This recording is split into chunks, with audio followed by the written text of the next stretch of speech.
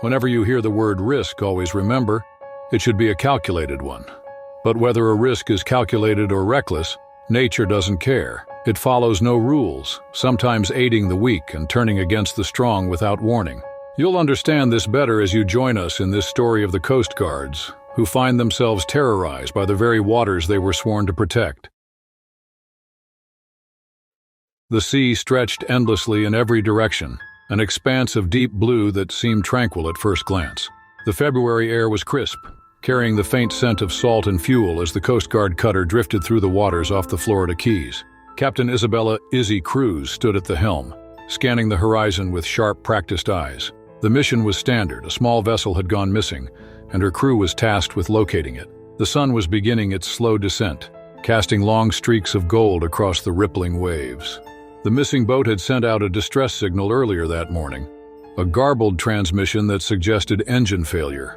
A common occurrence, nothing unusual. Boats broke down all the time, especially older ones with inexperienced captains at the wheel. Izzy's crew had spent hours combing the waters, their search grid methodical, their pace steady, but the vessel remained unseen, as though the ocean had simply swallowed it whole. The first sign of unease came with the silence. The birds which had been wheeling in the sky seemed to vanish. The water which had lapped gently against the hull all day became eerily still. The atmosphere changed, not in any tangible way, but in a way that sent a quiet ripple through the instincts of every seasoned sailor aboard. Something was wrong. Then, the first impact came. The boat shuddered violently as if struck by an unseen force. The sudden lurch sent a few crew members staggering, their hands grasping for rails, eyes wide with confusion. Izzy tightened her grip on the wheel, her pulse spiking as she tried to process what had just happened. Before anyone could react, a second, more powerful jolt slammed into the hull. This one was different, calculated, precise, the kind of hit that didn't come from waves or drifting debris. It came from something alive, and then they saw it. A shadow beneath the surface, vast and unmistakable. It moved with the slow, deliberate confidence of an apex predator, circling just beneath the boat. The water distorted its form, but there was no mistaking what it was, a great white, nearly 18 feet long, a relic of ancient hunger. The third strike came harder, the impact sending a deep, resonant crack through the hull. The boat groaned under the force, the fiberglass fracturing along its sides. Water sloshed onto the deck, an ominous sign that their vessel, built to withstand punishing seas, was being pushed beyond its limits. Izzy moved fast, barking silent commands with her hands, her crew already in motion. Life vests were secured and emergency signals were prepared. The Coast Guard trained for disasters, for capsized boats and rogue waves, for hurricanes and desperate rescues in the dead of night. But they hadn't trained for this. The shark circled again, its massive dorsal fin slicing through the surface, cutting through the last light of day. It wasn't just curious. It wasn't just passing by. It was hunting. Then came the moment that sent everything into chaos. A wave hit at the worst possible time, rocking the damaged boat just as one of the crew, barely balanced on the shifting deck, lost his footing. His body pitched sideways, arms flailing, and before he could catch himself, he was gone, tumbling over the edge, disappearing into the dark water below. The splash was deafening. For a split second, there was nothing, just the cold grip of realization. Then the shark turned. Its movements, once slow and calculated, shifted into something terrifyingly direct. The water surged behind it, the enormous body powering forward in a lethal burst of speed. The fallen crew member was kicking, scrambling, his head breaking the surface in a desperate attempt to reach the boat. But the shark was faster. Izzy's team didn't hesitate. A lifeline was thrown. Hands reached out, and bodies leaned over the rail, straining against the chaos of the moment. The ocean was against them, the currents pulling, the weight of the struggling man slowing the rescue, and the shark was closing in. Its body rose as it neared, the sheer mass of it visible just beneath the surface. Teeth, rows of them, gleamed as its mouth parted. It was seconds away. Inches. Then came the impact. The crew yanked their fallen comrade just as the shark surged upward, its jaws snapping shut on nothing but water. It was a near miss, but the attack wasn't over. The shark, now frenzied, slammed into the boat again, this time breaching partway out of the water. Its weight sent another tremor through the hull, widening the fractures. More water flooded in, rushing over the boots and filling the lower compartments. The boat wasn't going to last. Izzy knew they had one option: retreat. With the vessel barely holding together, they turned toward the shore, pushing the engines as hard as they would go. The shark followed. It was relentless. Staying just beneath the surface, a shadow in pursuit drawn by the scent of fear and the disturbance in the water. The coastline was distant, too distant, the minutes stretching unbearably long as the damaged boat fought against the growing weight of its own sinking frame. The final strike came as they neared the shallows. A last, furious attack. The shark rammed the stern with enough force to throw another crew member off their feet. The boat buckled but held just enough to keep moving.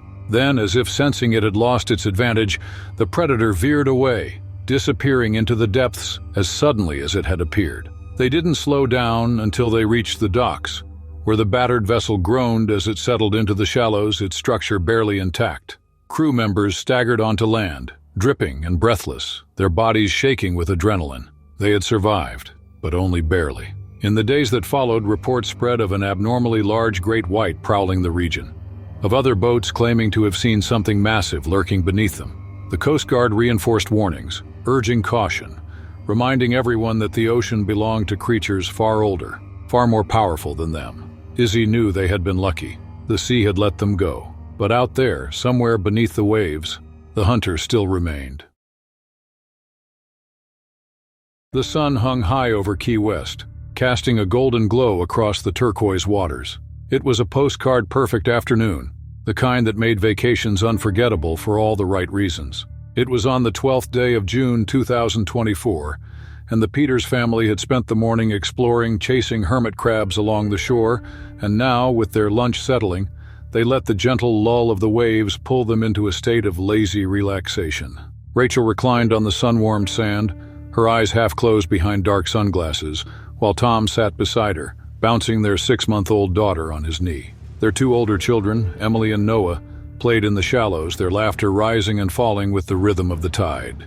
Emily, 8 years old and fearless, splashed ahead, urging her younger brother to follow. Noah, just 6, was more hesitant but too proud to lag behind. The water was warm, the waves mild, and the world felt safe. Rachel watched them absently, her body relaxed but her mind ever aware. They were close enough, just knee-deep at first, then waist-deep as they grew braver. She saw Emily dive under, her pale limbs flashing like a fish in the sunlit water. Tom stretched his legs, muttering something about the heat. The air smelled of salt and sunscreen, thick with the hum of distant speedboats and the occasional cry of a gull. Then something changed. Rachel didn't see it at first, just a shift in the water, a flicker of movement that didn't belong to the children. It happened so fast that she wasn't able to alert the children. The shadow surged forward and suddenly the water exploded in chaos. Emily screamed, a sharp, raw sound that sliced through the afternoon peace, and then she disappeared beneath the surface. Rachel was on her feet before she could think, dropping her sunglasses, her body moving before her mind caught up. Tom was already running. The water churned violently, a sickening red cloud billowing outward. Emily surfaced, her face contorted in agony, her mouth open but silent now, the scream stolen by shock. The shark, a massive bull shark, its blunt snout and dark eyes emotionless, had its jaws clamped around her leg. Noah, just feet away, stumbled backward, his arms flailing. The shark lunged again, its muscular body twisting in the surf, and for one terrifying second, its open mouth gaped toward him. But the water carried him away just enough. A lucky stroke, and the beast refocused on Emily. Rachel hit the water first, half running, half falling, the salt stinging her eyes as she fought against the resistance. Tom was just behind her, his strides longer and stronger, but neither of them was fast enough. Emily thrashed, her body jerking unnaturally as the shark shook her like a rag doll. The water frothed around them, red and wild. Tom reached her first, his hands locking around her arms, pulling with everything he had. The shark yanked back. A horrible, unnatural tug-of-war ensued. Emily caught between them and the unrelenting force of nature. Rachel grabbed for her daughter's torso, her fingers slick with blood, slipping once, then twice before she found a grip. Tom was roaring, though no words came, just raw, guttural sound. The shark refused to let go. Other beachgoers had noticed now. People were screaming and pointing. A man rushed forward, waist-deep, his face white with horror, but his hands outstretched to help. Another grabbed a float and flung it toward them. But the struggle was between the family and the beast, and it was nowhere near over. Tom brought his fist down on the shark's head with a force that should have cracked bone, but it only seemed to enrage it. It twisted violently, its sandpaper skin tearing against his knuckles. Rachel kicked, her heel connecting with its gills, desperate, unthinking. The shark bucked, loosening its grip just enough for a fraction of a second. Emily's body lurched toward them, and they pulled, yanking with everything they had. But the shark wasn't done. It lunged again, its mouth wide, teeth flashing. Rachel saw it coming, saw the gaping maw inches from Emily's shredded leg. Her heart slammed against her ribs. Then, suddenly, a rush of movement. Another wave, another flurry of limbs. The stranger, the one who had waded in, struck at the shark with something. An oar, a board, something hard. It veered, momentarily stunned, giving Tom the opening he needed. With one last desperate pull, he wrenched Emily free. Rachel wrapped herself around her daughter, feeling the trembling, broken body against her own. Her heartbeat a deafening drum in her ears. Tom had Noah now, lifting him bodily from the water as the boy sobbed, his small hands gripping his father's arms like a lifeline. The shark circled once, twice. Blood still clouded the water, but its prey was gone. It hesitated, then flicked its tail and vanished into the deep. The family stumbled onto the sand, collapsing in a heap of limbs and gasps. Someone was calling for help. Someone else was running with towels. Rachel cradled Emily against her chest, pressing against the bleeding. The warmth of her daughter's body still there, still alive. Emily was whimpering now, her breath coming in short, shuddering bursts. Tom's hands shook as he pressed against the wound, his face pale beneath his tan. Noah clung to him, his small frame heaving with sobs. The baby was still in the stroller, blissfully unaware of the horror that had just unfolded. The sirens came fast, cutting through the panic. Paramedics rushed forward, their voices urgent but calm. Hands pulled Rachel back and pulled Emily from her grasp, but she couldn't let go. The stretcher swallowed her daughter. A tourniquet, an oxygen mask, words she didn't fully register. Shock settled over her like a second skin. Tom's hand found hers, squeezing, grounding.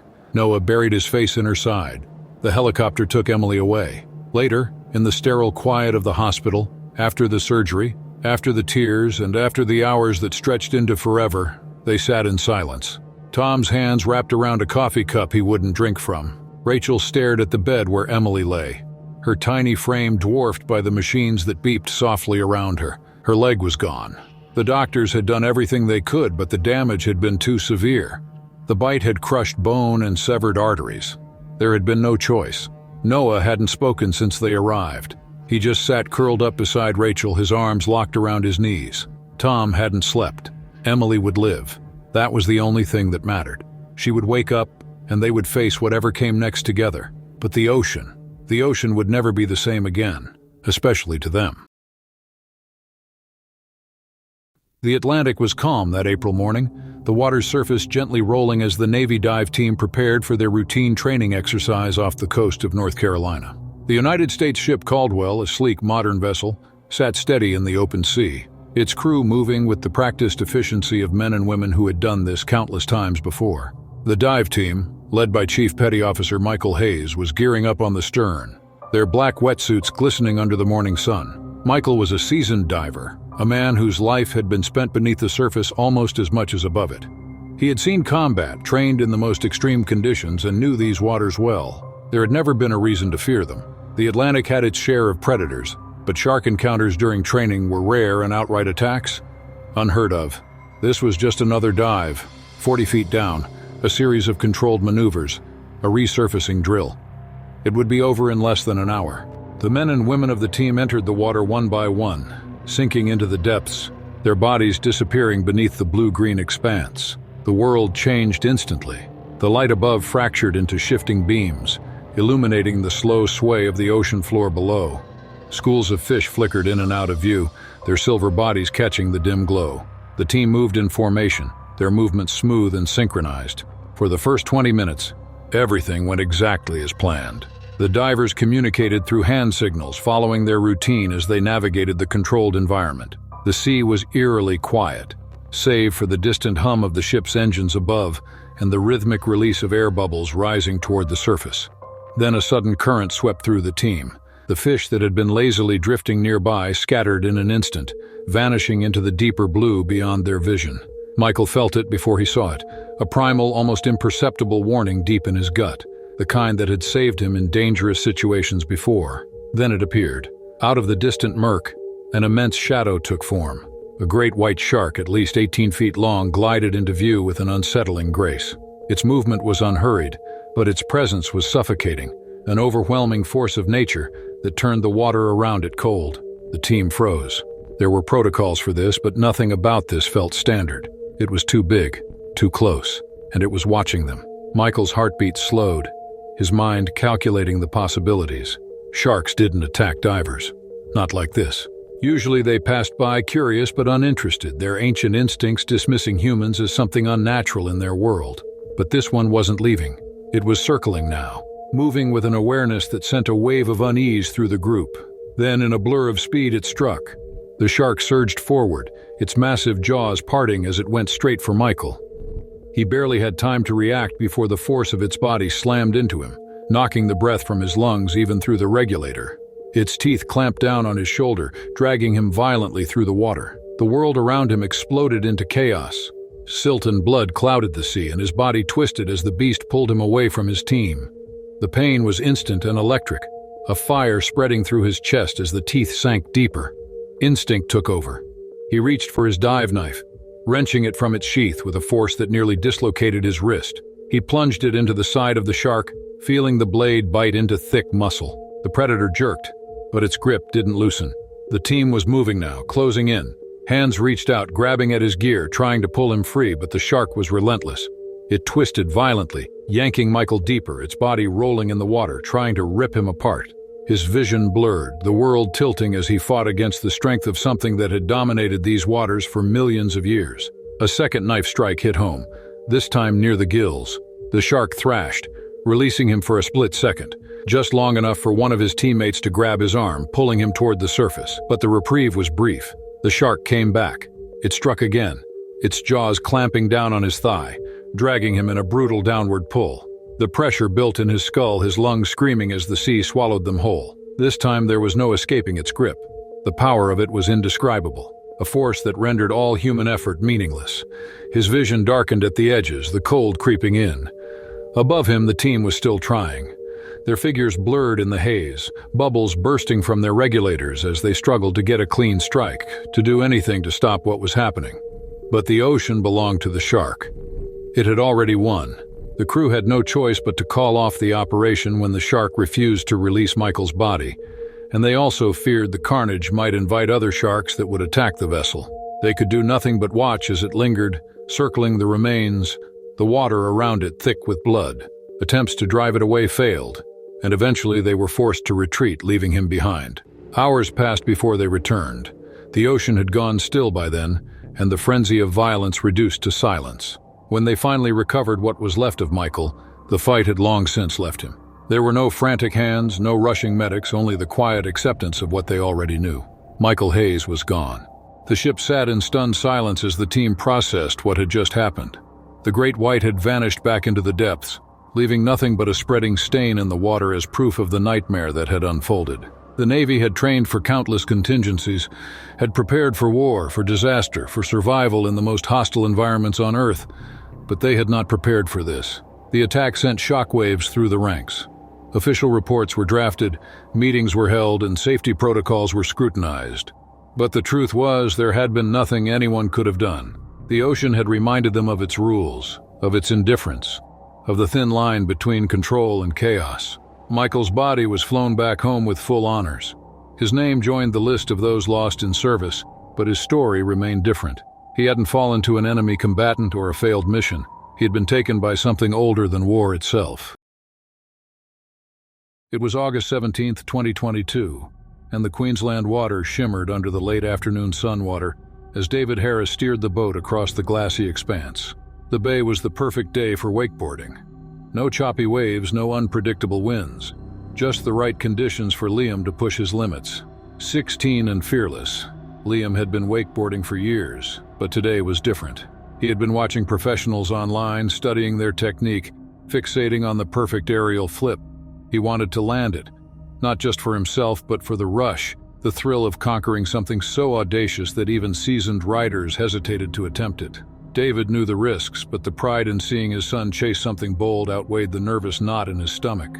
The boat's engine hummed as David gave Liam the perfect tow, sending him carving across the wake with ease. He watched his son slice through the water, his movements fluid, his body a seamless extension of the board. The build-up had been flawless. Liam had practiced all afternoon, each attempt growing more confident, his speed and control sharpening with every pass. Then came the moment. The boat surged forward as Liam cut hard into the wake, gathering momentum. His body tensed, legs coiled, and then he launched. For a second he was weightless, suspended in the air, twisting his body into the flip he had envisioned for weeks. Then, in the space of a heartbeat, everything unraveled. From the depths below, a shadow rose, swift and monstrous. A 16-foot great white shark broke the surface just as Liam reached the peak of his jump. The explosion of water was deafening, sending shockwaves across the bay. For an instant, Liam was still airborne, but now he wasn't alone. The shark lunged, its jaws snapping shut in a violent collision of flesh and serrated teeth. The impact wrenched Liam downward before gravity could reclaim him. The shark's head twisted as it gripped his leg, dragging him mid-fall, his body folding unnaturally. The water, once a pristine blue, churned into chaos. A burst of red clouding the surface as Liam was yanked beneath the waves. David reacted instantly, cutting the throttle, his heart hammering so hard it felt as though it would rip from his chest. The silence that followed was more terrifying than the attack itself. The water, disturbed only by the frothing aftermath, swallowed his son whole. He lunged to the side of the boat, scanning the water, expecting Liam to resurface, coughing and flailing, shaken but alive. But the seconds stretched, agonizing and empty. A violent thrash broke the surface. Liam's arms, desperate, reaching, but then he was dragged down again. David grabbed the tow rope, hauling it in, but it was useless. Liam was gone. Then, another eruption. The shark reappeared, breaching with Liam still clenched in its grip. His upper body, slick with seawater and streaked with blood, was visible just long enough for David to see the agony frozen on his face. The great white thrashed, tightening its hold before diving again. David didn't think.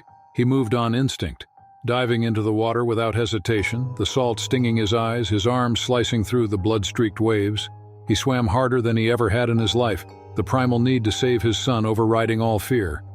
The water felt endless and heavy, but then he saw him. Liam, just below the surface, his body limp, floating.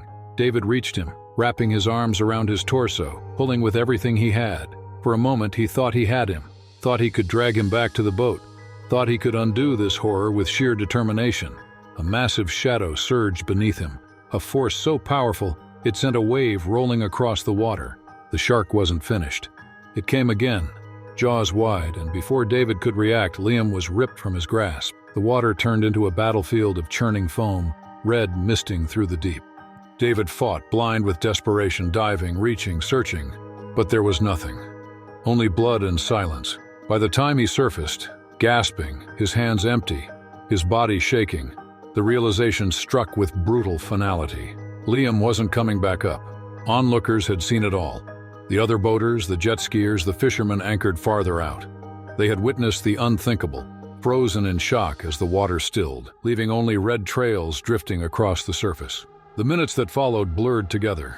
Someone threw David a life ring, but he barely noticed. Someone called for help, but it was too late. The ocean had already claimed what it wanted. The rescue boats arrived, combing the waters long after the attack, but they found only pieces. The grief hid in waves, violent, suffocating, relentless.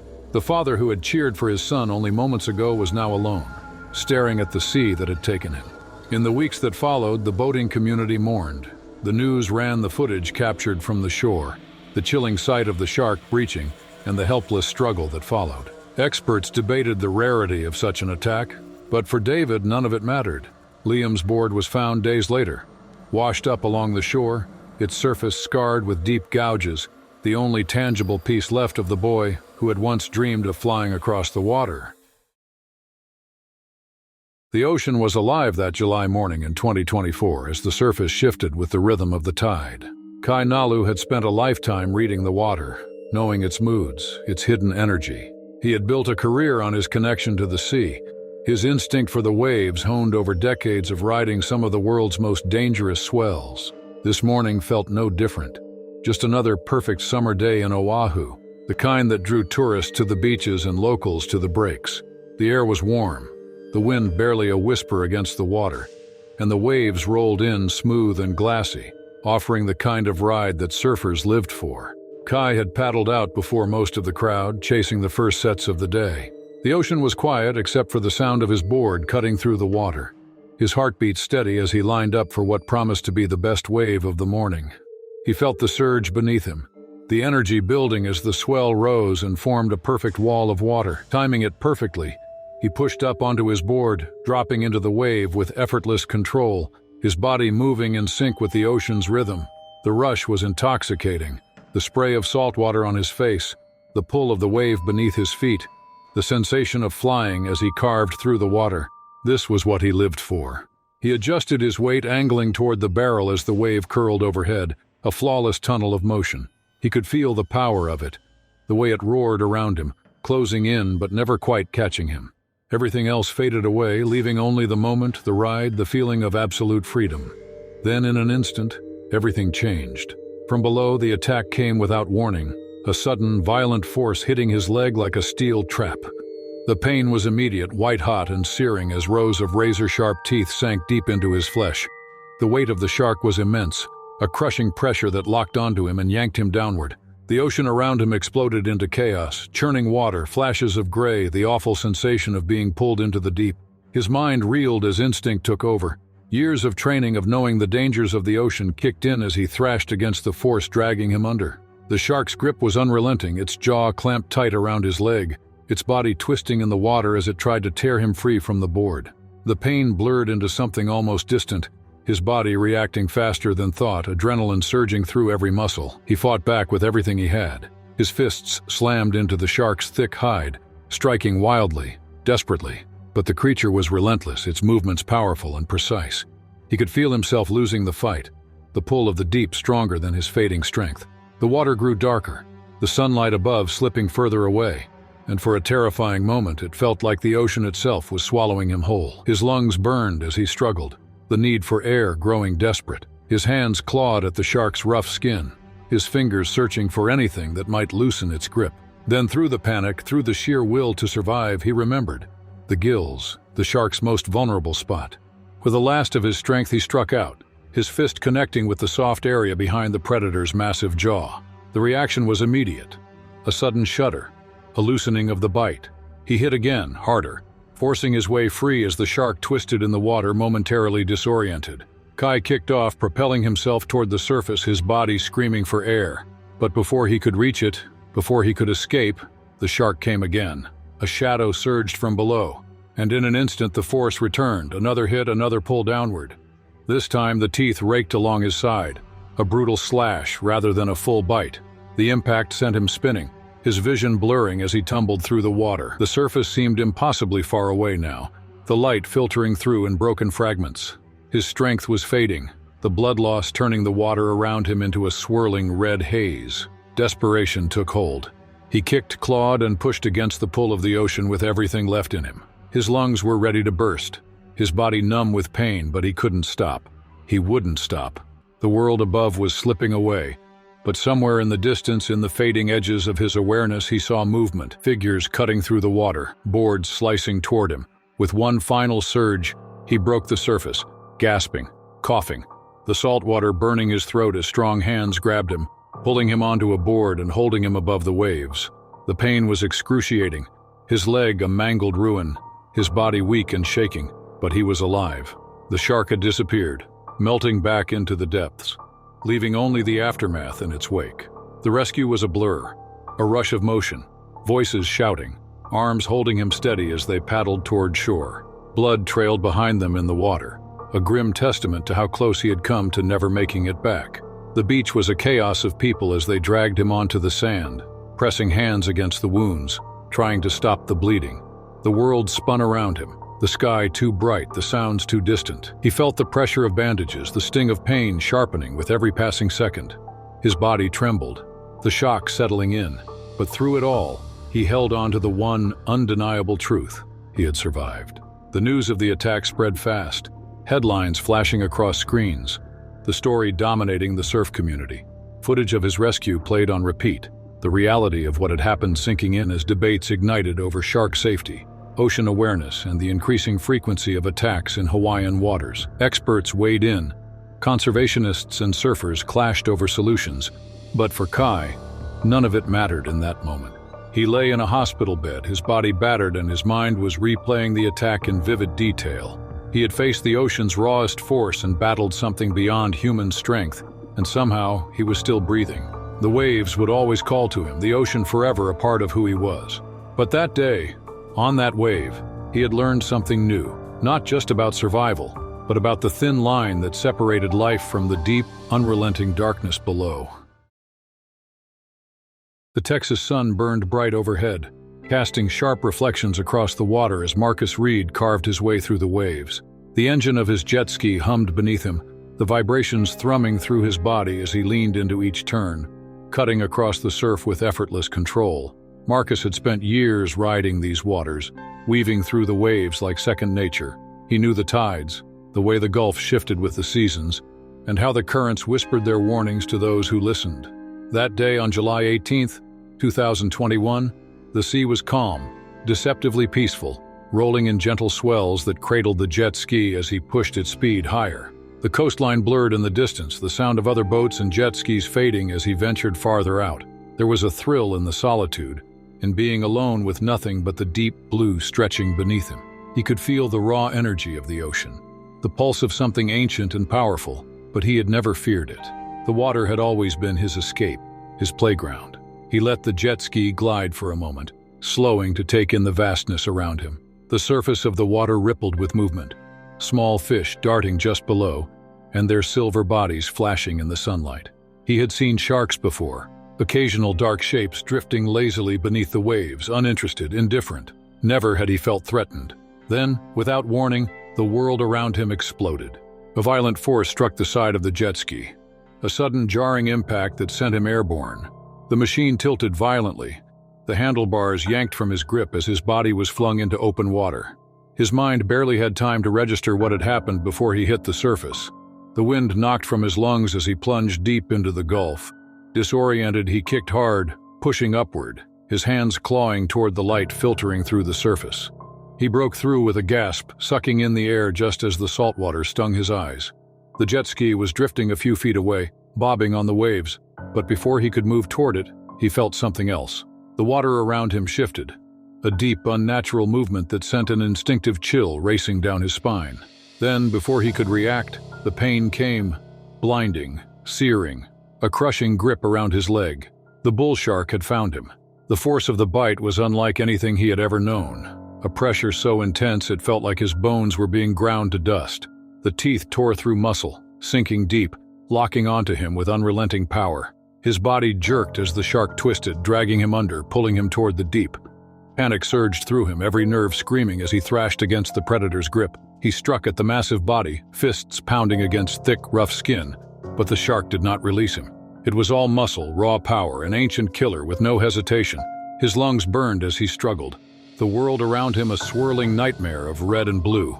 The shark's movements were calculated, precise. It yanked hard, tearing him sideways, deeper, trying to finish the job. The instinct to survive roared inside him. He reached down, grabbing at the shark's snout, its eyes, and anything that might make it let go. But the jaws held firm, and he could feel his strength fading, the cold numbness creeping in where there had once been pain. He had to get to the surface. With one final, desperate effort, he twisted his body, forcing himself upward even as the shark pulled back. His fingers found its gills, and he pressed in, shoving with all his remaining power. The reaction was immediate, a sharp jolt as the shark recoiled, loosening its grip just enough. He wrenched free, kicking off, his body screaming as he propelled himself toward the sunlight. His head broke the surface just as the world threatened to go dark. His breath came in ragged gasps, his vision tunneling, but he forced himself to move. He momentarily saw a boat, too far to reach easily but close enough to give him a chance.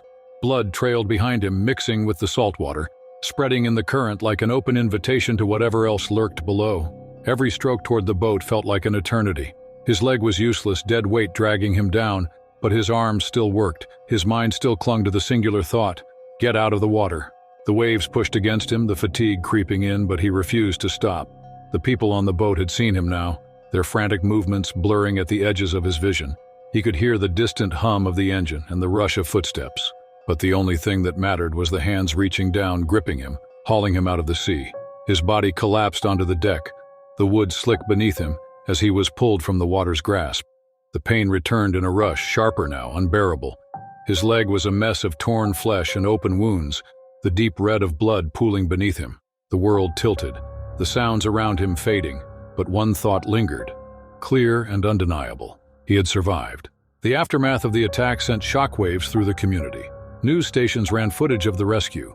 Marine biologists debated the shark's behavior, and discussions about the rising aggression of bull sharks near popular recreation areas filled every headline.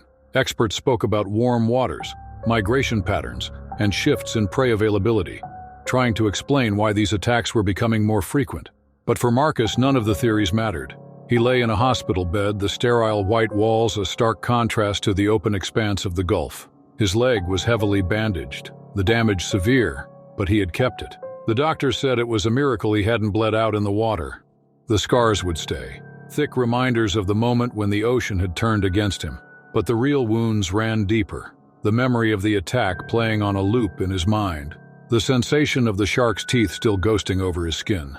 He had spent his life feeling at home in the water, but now, when he closed his eyes, all he saw was the dark shape beneath him, the eyes of a predator fixed on its prey.